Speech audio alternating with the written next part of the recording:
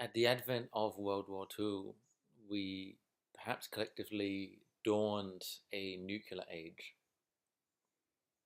And then, with the advent of the internet and the technological boom, we had the advent of the information age, of the technocratic age. What age are we living in now? The greatest description to this current age is that of the age of paradox. We live in an age of paradox. Let's examine the nature of this collective paradox. First of all, we have collectively more wealth than ever before. We have more shops than ever before. There's more opportunities for material fulfillment than ever before. We can buy anything we want. We can buy other people, services, products, houses, properties. And yet, at the same time, there is less soul than ever before. It's paradox number one. Paradox number two. We have developed advanced technological achievements, and yet we've put these towards what? Building submarines, building aeroplanes, building warships, building weapons, rather than putting it towards what collectively could be the technologies to clean the water of the world, clear up the pollution of the world, balance the planet back to perfect health. And so we choose this path of destruction again. Next, we have the working lives of people. And in these working lives, people work longer, harder, and they lose so much of their life through work. And when I say lose, they spend so much of their life in work thinking that the money they will receive from that work will then enable them to have a life.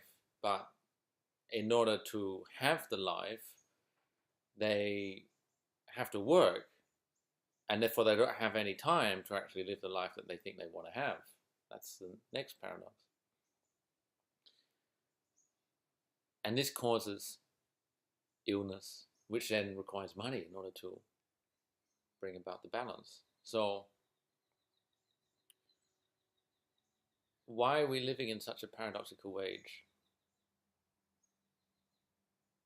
Well, this is an enormous question that no single answer from any singular individual can truly bring forward and illuminate the ultimate truth. But we see that the world that we are living in is about creating more wants, more desires, more aspirations.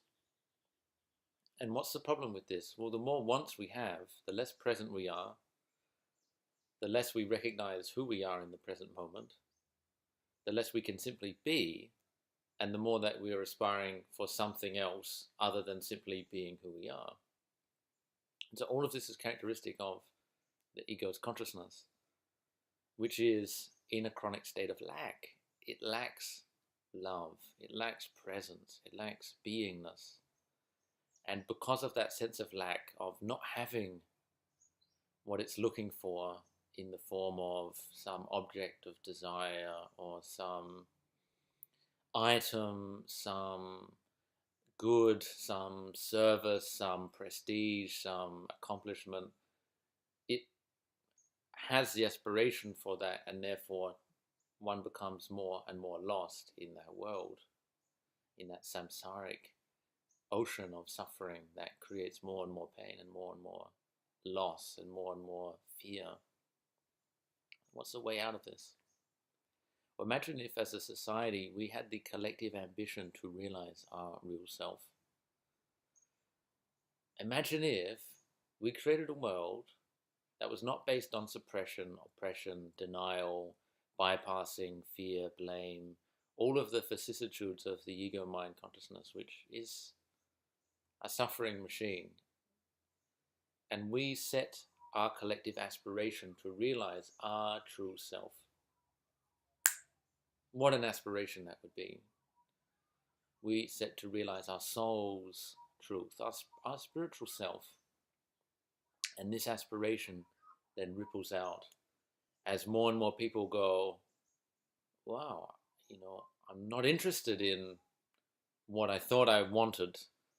I'm actually interested in who I am at the deepest levels possible, at the greatest heights and depths of my being. That's the aspiration I have. It's to know who I am. It's to know who I am. That's the truest aspiration that we can muster. And so how would this work as a collective if we set to this task? Well, we would have to do a lot of work in order to break out of the very rigid psychological mold that is our particular world construct, with all of its obstructions, all of its belief systems, all of its shadowy unconsciousness, and asked the questions that are really important, not just for our own well-being, but for the health of our species. Like, what is it that we should be learning? What is it that we should be doing? What is it that we should be working towards? And here are some insights, perhaps, on what that could be. So perhaps we're here in order to bring balance back to this planet. Imagine we're here to learn how to look after and love ourselves. Imagine we're here to provide safe environments for our family and friends. Imagine we're here to bring about the rebirth of knowledge, truth, wisdom, and the ideals that can inspire us to live perhaps at a higher vibrational level. The ideals of seeking to know one's truth, the ideals of aspiring to be authentic, the ideals of letting go of our false self and being liberated to simply be as we are right here and now.